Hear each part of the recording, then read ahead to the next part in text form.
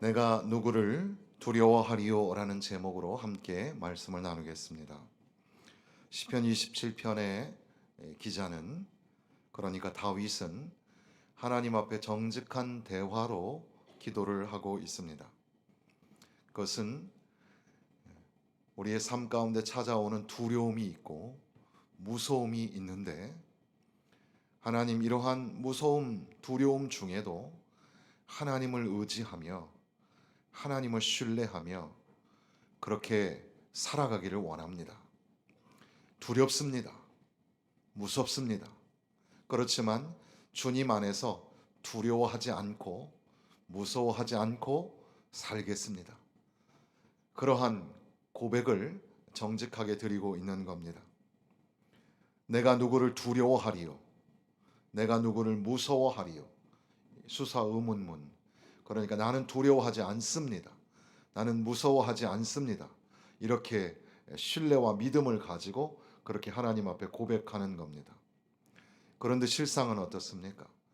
다윗의 삶에 위기가 찾아오고 두려움과 무서움이 엄습해 옵니다.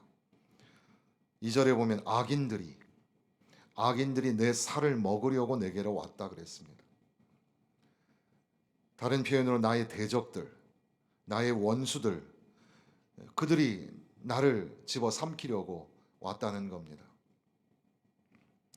한편으로는 군대가 나를 대적하여 진칠지라도, 그러니까 한 명이 아니라 집단으로 여러 명이서 그렇게 나에게 공격해 오는 겁니다. 그리고 전쟁이 일어나 나를 치려 할지라도, 전쟁입니다. 그냥 싸움 정도가 아니라, 또는 그냥 마음의 불편함 정도가 아니라 전쟁을 치르려고 나에게 몰려오는 겁니다. 그러할 때 다윗도 사람이니까 무서움을 느끼죠. 두려움을 느끼죠. 우리의 삶도 그런 것 같습니다. 우리의 삶에 찾아오는 여러 가지 위기와 또 어려운 일들을 만나게 됩니다. 우리는 다 겁이 많죠. 병원에 가서 검사 받는 것만 해도 무섭죠. 무슨 말을 하실까? 의사의 한마디에 그냥 불안해하기도 하고 염려하기도 하고, 또 우리가 직접적으로 강도나 그런 위험한 사람을 만나는 그런 경우도 있지만, 또 그렇지 않다 하더라도 언제 어떤 일이 생길지, 예기치 아니하는 그런 사고가 나타날까 봐 두려워하기도 하고, 그렇게 개인적으로만 그런 게 아니라 우리 가족들, 또 우리가 운영하는 사업이나 직장도 때로는 불안하고 염려하고, 그래서 어떤 사람이 말한 것처럼 era of anxiety, 그러니까 오늘의 시대는 걱정의 시대다, 두려움의 시대다, 그런 말이 맞는 것처럼 보입니다. 더 나아가서는 인류적으로 맞이하는 그런 위기, 그런 공포, 두려움, 이런 것들이 우리 가운데 있습니다. 다윗에게 이러한 위험이 있었음에도 불구하고 다윗은 하나님을 향하여서 나는 무서워하지 않습니다. 나는 두려워하지 않습니다. 이렇게 고백을 하고 있는 겁니다. 왜냐하면 하나님을 신뢰하기 때문인데, 그 하나님은 여기 1절에 보면 여호와는 나의 빛이요 나의 구원이요 나의 생명의 능력이라. 그래서 하나님이 우리에게 빛이 되신다. 성경에 하나님은 빛이시다라는 표현이 여러 번 등장하지만, 그러나 유일하게도 나의 빛이다라는 말, 나의라는 말은 유일하게 여기에서 나오는 겁니다. 하나님은 나의 빛이라. 하나님은 여러분의 빛이 되십니다. 하나님은 여러분의 구원이 되십니다. 하나님은 여러분의 생명의 능력이 되십니다. 그래서 그 음성학적으로도 내가 누구를 무서워하리요 할 때 in me 이라라고 하는데, 이라라는 말과 이 빛이라는 말, 나의 빛이다라고 할 때 빛도 오리라고 하거든요. 그래서 임미 이라 오리 아도나이라는 말이 이렇게 음성학적으로 부딪히면서 내가 무엇을 두려워하겠는가? 하나님이 나의 빛이시라, 이렇게 말하고 있는 겁니다. 하나님이 나의 빛이요, 나의 구원이요, 나의 생명의 능력이 되시니 나는 두려워하지 않습니다.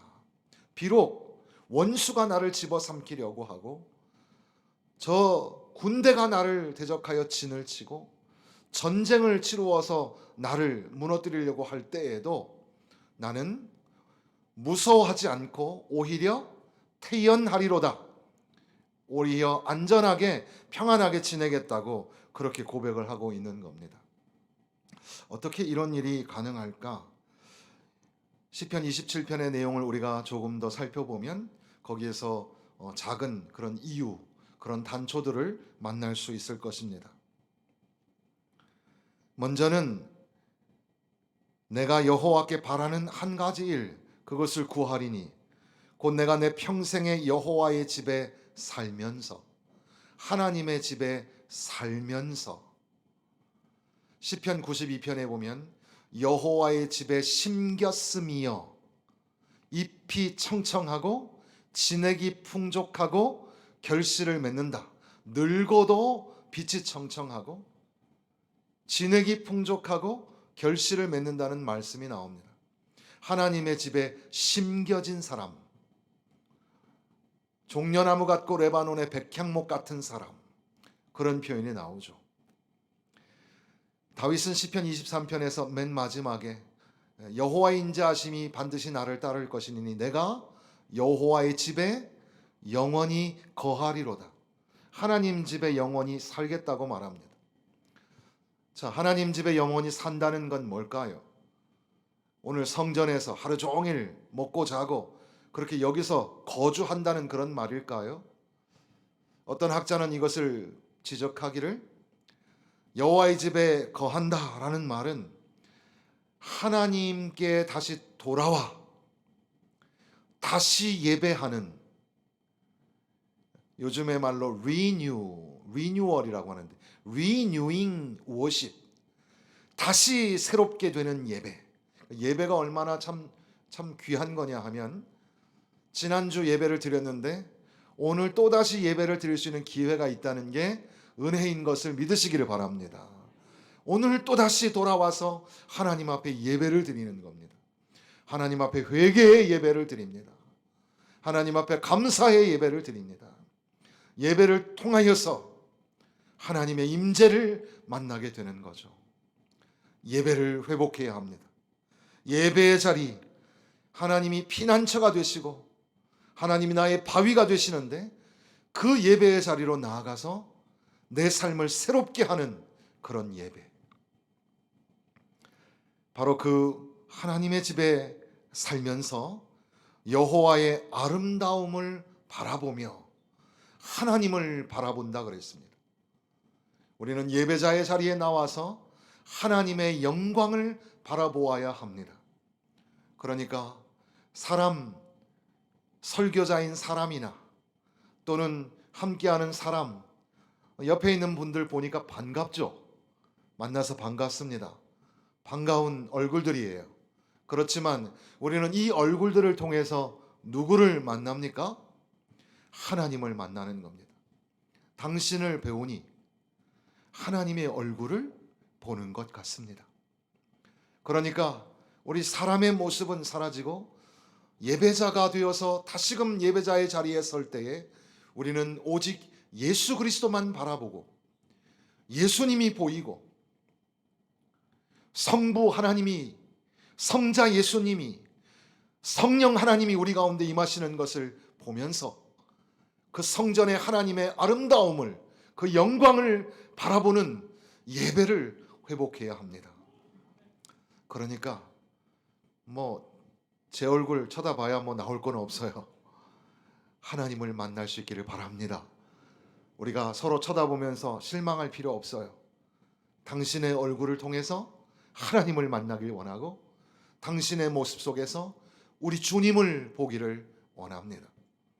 그리고 그의 성전에서 사모하는 그것이라, 하나님의 성전에서 예배자의 자리를 사모하면서 그렇게 예배의 자리로 한 걸음 한 걸음 더 나아가는데, 그 다음 절에 보면 환난 날에 나를 그의 초막 속에 비밀히 지키시고 그의 장막의 은밀한 곳에 나를 숨기며 높은 바위 위에 두시리로다. 초막도 나오고 장막도 나오고 바위도 나옵니다. 이것은 어떻게 보면 예배의 처소를 의미하는 것 같습니다. 그런데 그 처소는 동일하게도 하나님의 보호하심을 의미하는 단어들입니다. 하나님이 나에게 초막이 되어주시고 하나님이 나에게 장막이 되어주시고 하나님이 나에게 바위가 되어주셔서 나를 안전하게 보호하여 주신다는 겁니다. 그러니까 원수가 나를 대적하여 나를 무너뜨리려고 하여도 하나님 존전에 나와 예배하는 예배자에게는 하나님이 보호하여 주셔서 나는 두려워하지 않습니다. 나는 무서워하지 않습니다. 그리고 더 나아가서 6절에 보면 이제 내 머리가 나를 둘러싼 내 원수 위에 들리리니 내가 그의 장막에서 즐거운 제사를 드리겠고 노래하며 여호와를 찬송하리로다.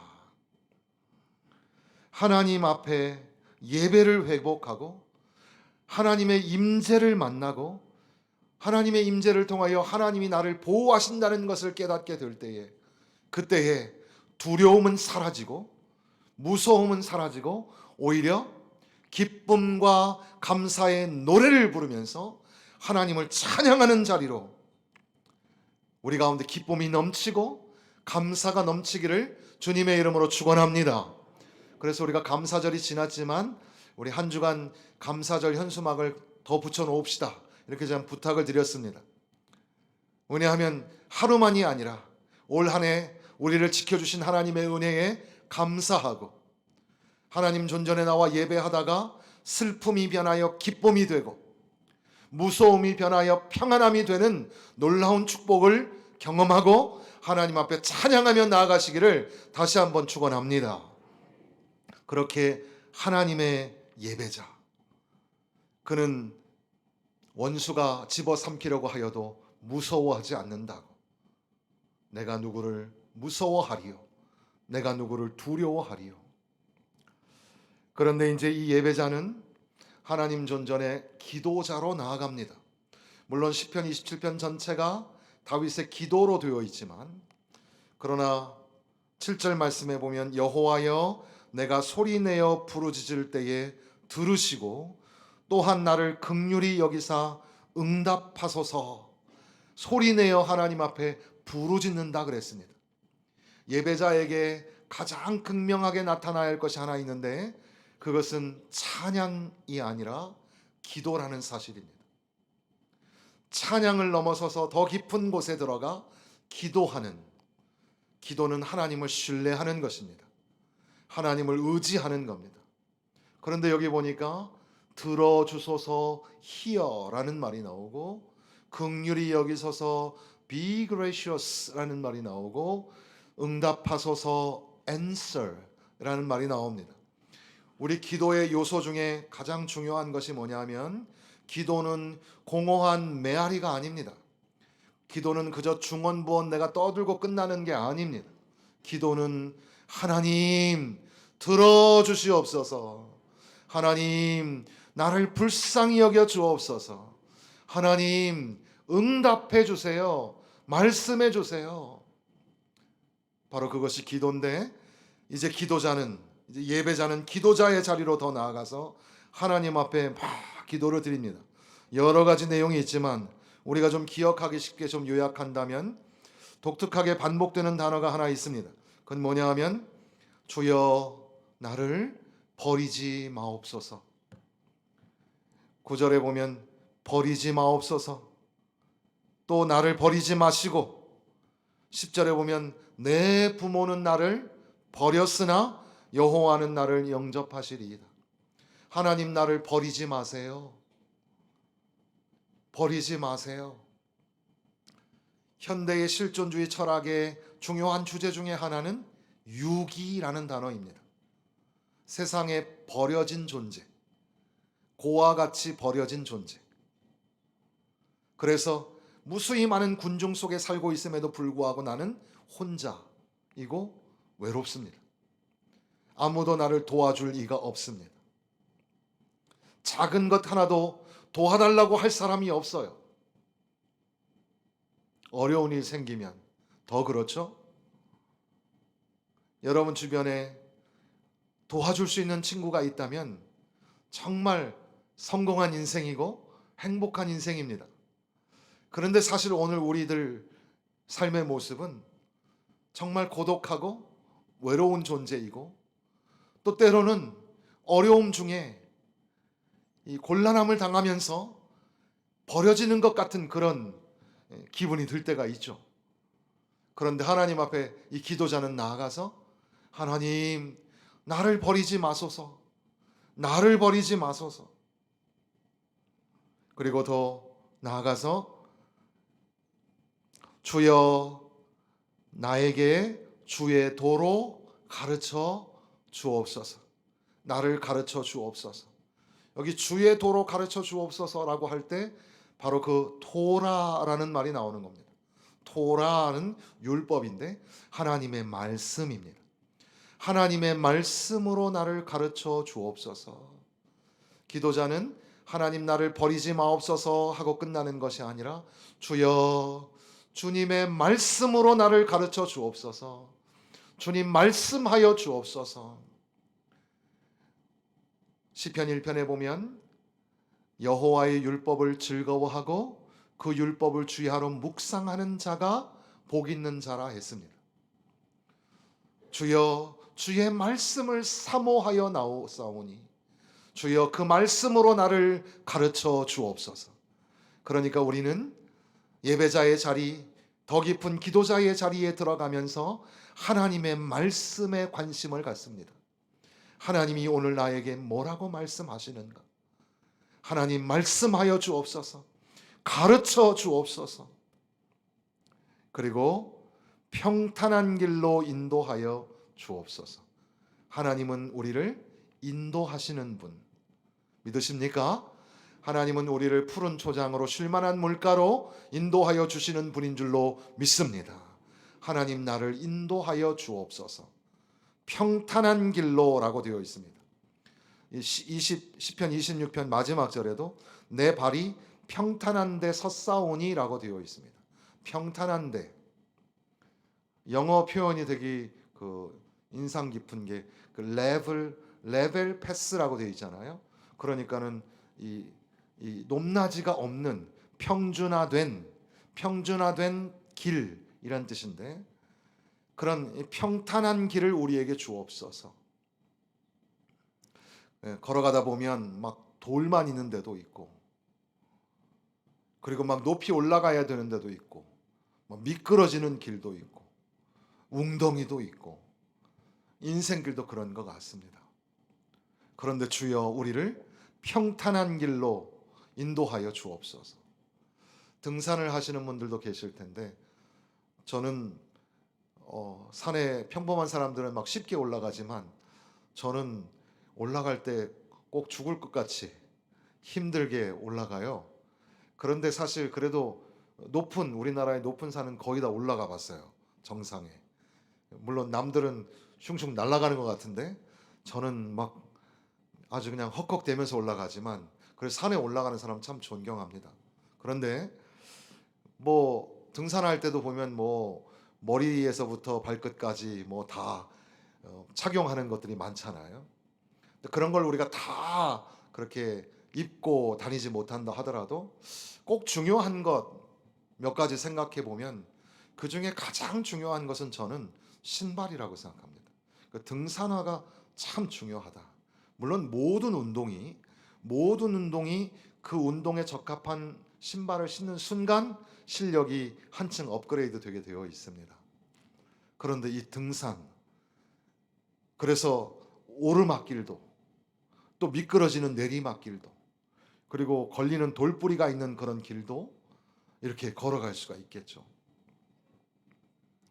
그래도 그 길을 인도하는 안내자의 길을 따라서 이쪽으로 가면 됩니다. 여기가 조금 더 평탄한 길입니다.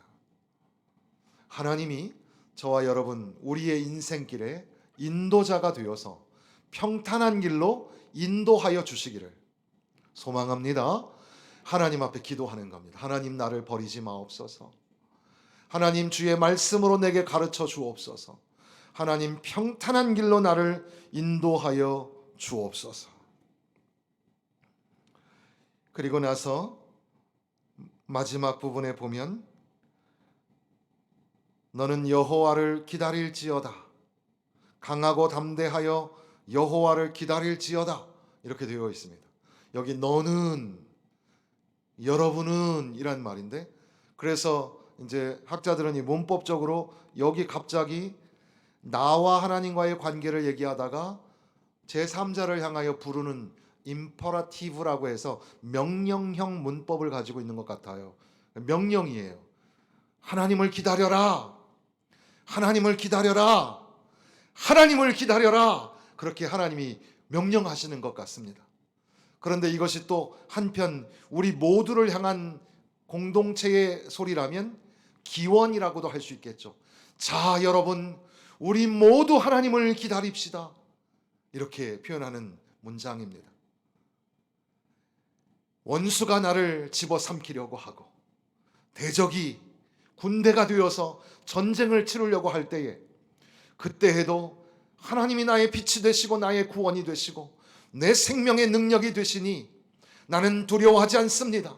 무서워하지 않습니다. 비록 두려움의 순간이 찾아올 때 나는 다시 예배의 자리로 돌아가고 다시 기도의 자리로 돌아가며 하나님 앞에 기도하며 하나님 앞에 예배하며 나아갑니다. 그리고 이제 모든 공동체, 모든 구성원들을 향하여, 회중들을 향하여 함께 소리치기를 여호와를 기다려라. 인내하며 기다려야 합니다. 강하고 담대하라. 여러분 용기를 잃지 마십시오. 용감하게 담대하게 주님 오시는 그날까지 기다리며 주님의 보호하심을 믿으며 의지하며 살아내어야 합니다. 여호와를 기다려라. 여호와를 기다려라. 앞서 말씀드린 것처럼 오늘 이 시대는 두려움의 시대입니다. 여러분은 무엇을 두려워하며 무엇을 걱정하며 살고 있습니까? 하나님께서는 오늘 시편 기자 이 다윗이 내가 누구를 두려워하리요? 내가 무엇을 무서워하리요? 라는 말 속에서 나는 두려워하지 않습니다. 나는 무서워하지 않습니다. 라는 고백을 보게 하시는 것이며 이렇게 설교를 통해서 우리에게 반복해서 울려지는 말씀은 사랑하는 나의 자녀들아 두려워하지 마라. 무서워하지 마라. 이렇게 말씀하시는 줄로 믿습니다. 월터 브루그만이라는 신학자는 여기 시편 27편에 Power of Language, 언어의 능력이 나타난다고 말을 합니다. 언어의 능력. 그러니까 언어의 능력을 통해서 두려움을 극복하고 무서움을 떨쳐내는 그런 신앙인의 모습을 보게 되는 겁니다. 여기에 어떤 언어가 있냐 하면 하나는 Language of Trust, 믿음과 신뢰의 언어이며 또 하나는 Language of Fear, 두려움의 언어입니다. 사랑하는 성도 여러분, 여러분의 언어는 무엇입니까? 여러분의 언어는 무서움과 두려움의 언어입니까? 아니면 하나님을 신뢰하며 하나님을 의지하는 믿음의 언어입니까? 하나님은 나의 빛이요 나의 구원이요 나의 생명이니 내가 누구를 무서워하리요. 시편 63편에 보면 우리가 잘 아시는 주의 인자하심이 생명보다 나음으로 내 입술이 주를 찬양할 것이라, 이렇게 되어 있습니다. 그래서 어떤 분이 그 노래 가사를 만들었는데 시편 63편과 시편 27편을 하나로 묶어서 하나님은 나의 빛이요 나의 구원이요 생명의 능력이니 내가 누구를 두려워하겠는가. 내가 주를 향하여 지금 고백합니다. 여호와는 나의 빛입니다. 나의 구원입니다. 나의 생명의 능력입니다. 주의 인자하심이 생명보다 나음으로, 주의 인자하심이 생명보다 나음으로 나는 두려워하지 않고 주님을 찬양하겠습니다. 이것이 바로 여러분의 고백이 되기를 바랍니다.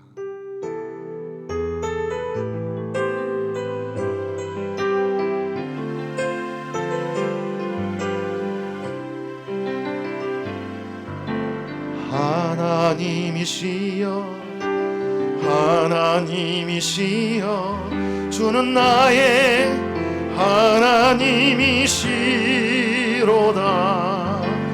나의 몸과 마음 주를 갈망하며 이제 내가 주께 고백하는 말,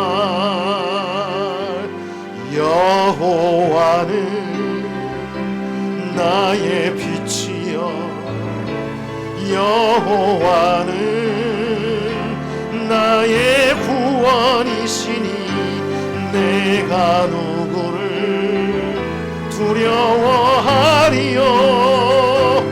여호와는 생명의 피난처시니 주의 인자가 생명보다 나음으로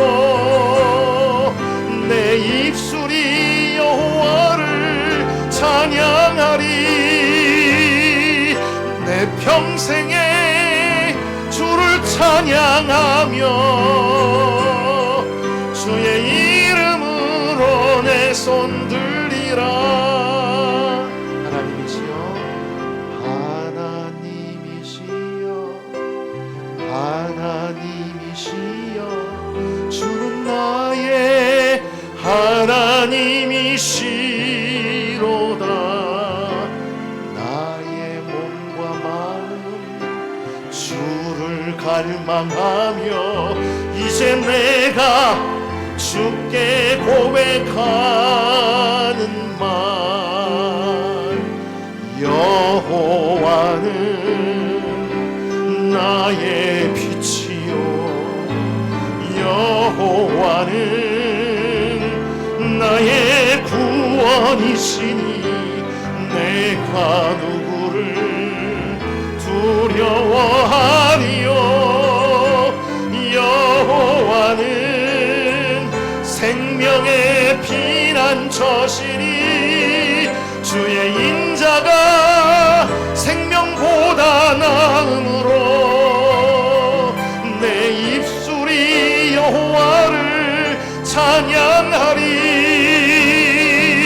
내 평생에 주를 찬양하며 주의 이름으로 내 손 들리라.